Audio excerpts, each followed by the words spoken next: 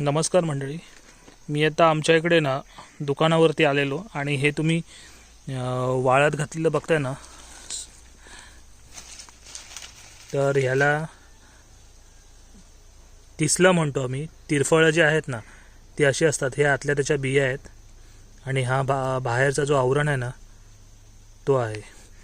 तर ही अशी रानातून जे आपले आदिवासी बांधव असतात किंवा मग लोक असतात ते रानात जातात आणि मग झाडावरून कच्ची काढून आणतात आणि इकडे आता दुकानामध्ये ही विकलेली आहेत. तर तिचा किलो ओल्यांचा अराऊंड एक 200च्या अराऊंड तरी असला पाहिजे. 150 रुपये तरी, 150-200 रुपये तरी असेल. आणि सुकल्यावरती आणखी महाग जातात. तर ही मसाल्यामध्ये वापरतात. ही बघा एवढी सगळी सुकट टाकलेली आहेत.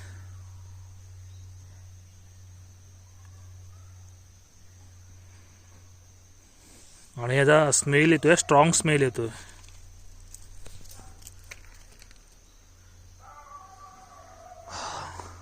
जबरदस्त एकदम स्ट्रॉंग स्मेल आहे. हे बघा, या सगळ्या बिया नंतर काढून टाकणार आणि हा वरचा आवरण आहे ना तो घेतात.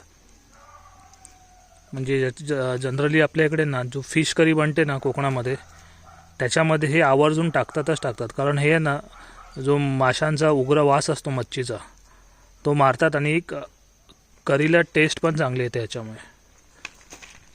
हे बघ किती वाळवण घातली आहेत बघा, सुकत घातलेली आहेत.